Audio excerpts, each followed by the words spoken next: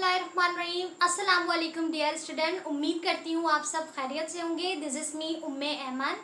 Student, आज की इस लेक्चर वीडियो में हम अपने कुछ ऑर्गेनिज्म को डिस्कस करेंगे जो कि बिलोंग करते हैं कुछ मल्टी सेल्यूलर ऑर्गेनाइजेशन से, कुछ यूनिसेल्यूलर ऑर्गेनाइजेशन से और कुछ हमारे पास कॉलोनियल ऑर्गेनाइजेशन से।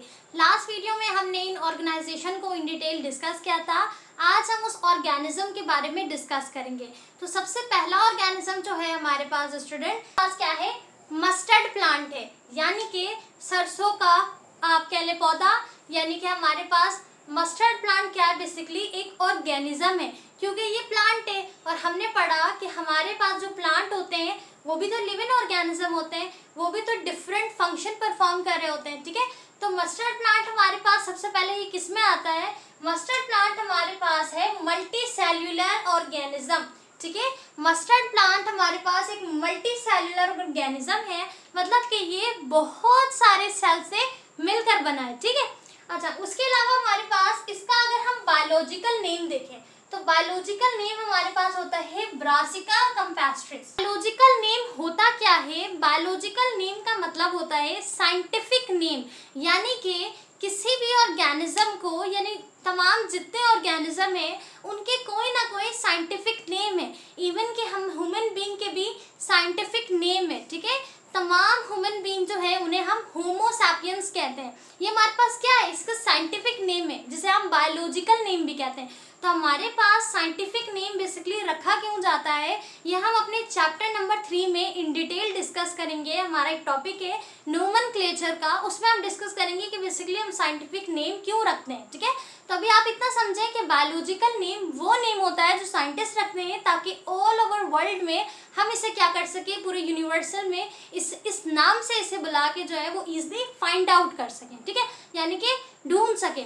तो हमारे पास अगर हम अपने मस्टर्ड प्लांट के नाम को अगर डिस्कस करें स्टूडेंट, तो उसका बायोलॉजिकल नेम जो है वो है ब्रासिका कैम्पेस्ट्रिस। तो ब्रासिका कैम्पेस्ट्रिस इसका बायोलॉजिकल नेम है। इसे आप लाजमन याद रखिएगा, आपके एमसीक्यूज में काफ़ी हेल्प हो सकती है। अगर आपसे पूछा जाए what is the biological name of mustard plant, तो वो होती है ब्रासिका कैम्पेस्ट्रिस। ठीक है, अच्छा, इसके कॉमन नेम की अगर हम बात करें कि कॉमन नेम क्या है, अमूमन हम इसे आमतौर पे क्या नेम देते हैं, तो हम इसे कहते हैं मस्टर्ड प्लांट, यानी कि सरसों का पौधा, और लोकली हम इसे कहते हैं सरसों। सही है, सरसों कहते हैं ना हम सरसों। तो हमारे पास क्या है कि इसका कॉमन नेम है मस्टर्ड प्लांट यानी सरसों, और बायोलॉजिकल नेम है ब्रासिका कैम्पेस्ट्रिस। उसके अलावा स्टूडेंट, ये मैंने आपको बता दिया कि ये मल्टी सेल्यूलर होता है।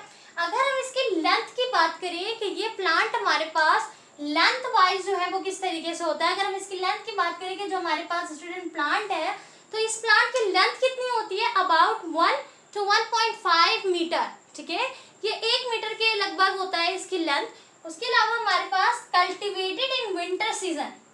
अब जो हमारे पास सरसों की जो प्लांट होता है उसकी अगर मस्टर्ड प्लांट की कल्टीवेशन की बात करें कि उसे कब कल्टीवेट किया जाता है, कल्टीवेट से मुराद कि हम जो अगर आप कह लें कि एग्रीकल्चर में जो हम कल्टीवेशन करते हैं, किसी भी प्रोडक्शन करते हैं, किसी भी ऑर्गेनिज्म की कह लें, यानी कि हमारे वेजिटेबल की कह लें, या हम जिस तरीके से मुख्तलिफ राइस को हम क्या करते हैं, कल्टीवेट करते हैं, हम अपने गंदम को कल्टीवेट करते हैं बेसिकली। तो ये चीज़ें हम जो कल्टीवेशन करते हैं, तो इस तरीके से हमारे पास जो मस्टर्ड प्लांट है उसकी कल्टीवेशन, सही है, उसको पैदावार जो उसको कब पैदा करना है, उसको कब मतलब लगाना है, उसको कब निकालना है, कब उसकी कटाई करनी है, कब उसे जो है वो कल्टीवेशन करनी है प्रॉपर्ली, ये कब होती है, बेसिकली विंटर सीजन में होती है। सर्दियों में आपको जो है ना वो ज़्यादातर क्या मिलेगा, सरसों मिलेगा, सरसों का साग मिलेगा, क्योंकि इसे कल्टीवेशन कब की जाती है, विंटर सीजन में। उसके अलावा है लीफ यूज्ड एज वेजिटेबल। अब इस प्लांट के जो पत्ते हैं वो हम इस्तेमाल करते हैं सब्जी के तौर पे, हम यानी कि इसको खाते हैं वेजिटेबल की सूरत में। And seeds are used for oil, हम इस्तेमाल करते हैं ऑयल को कल्टीवेट करने के लिए। सही है, यानी कि हम इसके सीड से क्या हासिल करते हैं, इसके बीज से हम हासिल करते हैं तेल को। ओके स्टूडेंट, तो हमारे पास जो मस्टर्ड प्लांट है वो उसका जो वेजिटेशन प्रोडक्ट है, यानी कि अगर हम उसके वेजिटेटिव प्रोडक्ट की बात करें कि उसमें वेजिटेशन हमें क्या मिल रही है, तो वेजिटेबल में हम इस्तेमाल करें एज अ लीफ, पत्तों को हम सब्जी की सूरत में इस्तेमाल कर रहे हैं, और उनके जो बीज हैं उससे हम क्या हासिल कर रहे हैं, ऑयल को, यानी कि जो हमारे पास सरसों का तेल होता है वो उसके सरसों के जो फूल होते हैं उसके अंदर जो बीज होती है उस बीज में से कल्टीवेट किया जाता है, राइट। उसके बाद है हैव टू पार्ट्स। इसमें क्या होते हैं, दो पार्ट होते हैं इस प्लांट में, दो हिस्से होते हैं। The first one that is vegetative part and other one is reproductive part.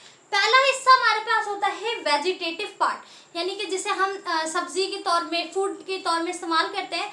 तो वो कौन कौन सा हिस्सा होता है, रूट, स्टेम एंड लीफ। अब रूट को हम खाने से तो रहे नहीं, तो जो हमारे पास रूट है स्टूडेंट, बेसिकली वो किसे बना रहे हैं, स्टेम को बना रहे हैं मजीद। तो ये हमारे पास स्टेम और लीफ जो है, यानी कि सरसों का साग आप कह लें जैसे हम इस्तेमाल करते हैं, तो बेसिकली ये हमारे पास स्टेम और लीफ वेजिटेटिव पार्ट में आता है। और हमारे पास रिप्रोडक्टिव पार्ट, यानी कि एक पौधे से मजीद और पौधे किस तरह बन रहे हैं, एक बीज से मजीद सीड्स कैसे बन रहे हैं, दैट इज फ्लावर। हमारे पास जो फूल होते हैं, फ्लावर्स होते हैं, वो हमारा रिप्रोडक्टिव पार्ट कहलाता है मस्टर्ड प्लांट का। उसके अलावा है फ्लावर येलोइश इन कलर। अब आपको कलर बता दिया है कि भाई हमारे जो मस्टर्ड प्लांट का जो कलर होता है वो येलो कलर का होता है, ठीक है, येलोइश कलर का होता है। उसके अलावा प्रोड्यूस सीड। अब हमारे पास जो फूल है वो क्या प्रोड्यूस करते हैं, सीड प्रोड्यूस करते हैं। तो हमारे जो मस्टर्ड प्लांट की जो बीज होती है, सीड होती है, वो कहाँ पर होती है, उसके फ्लावर्स में मौजूद होती है, जो कि हमारा रिप्रोडक्टिव पार्ट कहलाती है। क्योंकि अगर हमें मजीद अगर मुख्तलिफ जो है मस्टर्ड प्लांट को अगर ग्रो कराना हो, रिप्रोडक्शन करवानी हो, तो हम किसे इस्तेमाल करेंगे, उसके सीड को। क्योंकि सीड हमारे पास क्या है भाई, उसका रिप्रोडक्टिव पार्ट है, जो कि किससे हासिल हुआ है, फ्लावर से हासिल हुआ है। That all are about mustard plant. तो ये तमाम चीजें किसके बारे में थी, मस्टर्ड प्लांट के बारे में थी। कि मस्टर्ड प्लांट का biological name brassica campestris, mustard plant का कॉमन नेम मस्टर्ड प्लांट या फिर सरसों। ये क्या है, हमारे पास मल्टी सेल्यूलर ऑर्गेनिज्म है, यानी एक से ज्यादा सेल से मिलकर बना है। इसकी लेंथ होती है अबाउट 1 या फिर 1.5 मीटर। कल्टीवेट होता है जस्ट विंटर सीजन में। उसके अलावा इसके जो वेजिटेबल होता है वो हम इसके पत्तों को as a vegetable source use करते हैं। इसके बीच में से तेल को निकालते हैं, तेल इस्तेमाल करते हैं। उसके अलावा इसमें दो हिस्से होते हैं, vegetative part and reproductive part. Vegetative part हमारे पास रूट, स्टेम और लीव्स होता है। रिप्रोडक्टिव पार्ट हमारे पास फ्लावर्स होते हैं स्टूडेंट, और ये येलोइश कलर के होते हैं इसके फ्लावर, जो कि सीड्स को प्रोड्यूस करते हैं।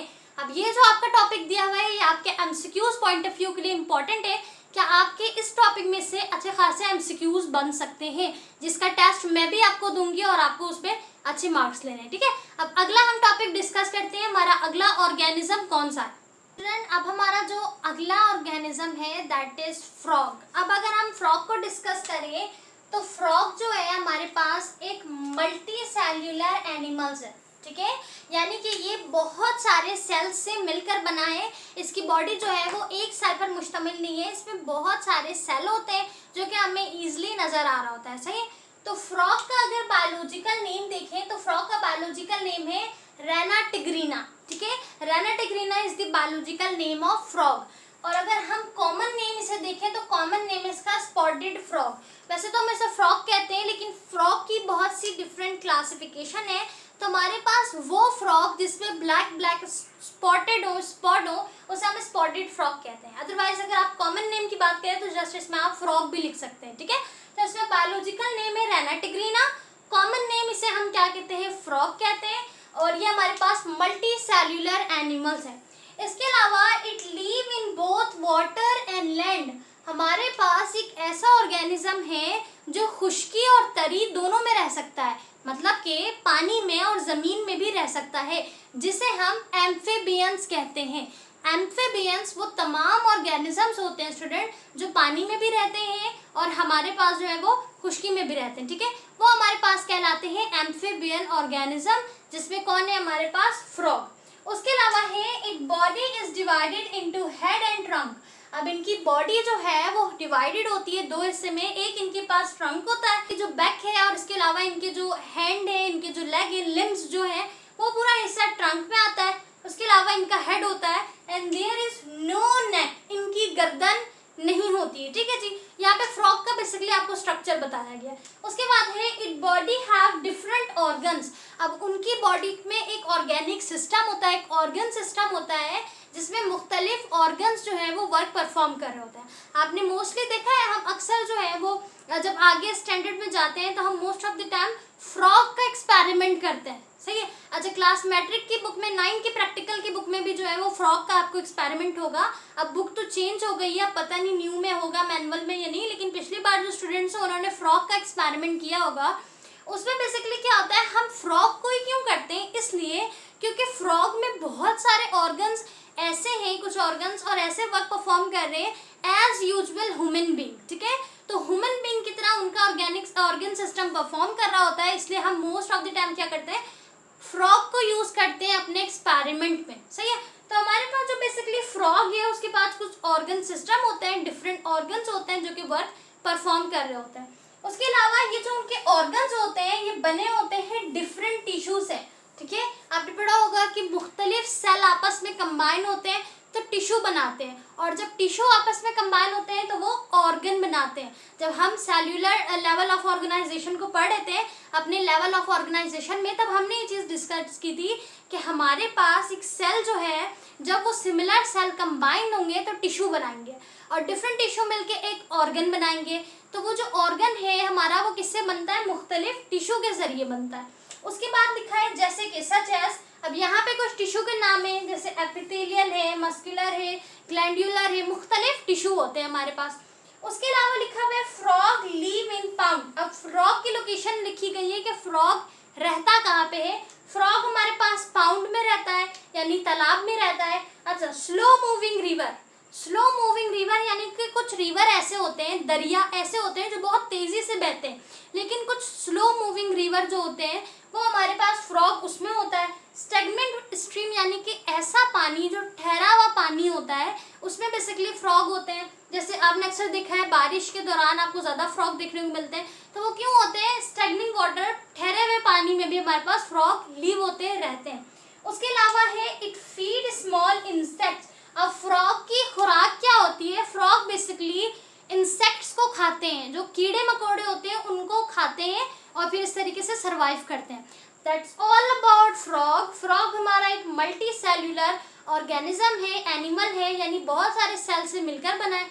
और फ्रॉग जो है वो क्या है, एम्फीबियन है, यानी कि पानी में और खुश्की में दोनों में सरवाइव कर सकता है, इजिली रह सकता है।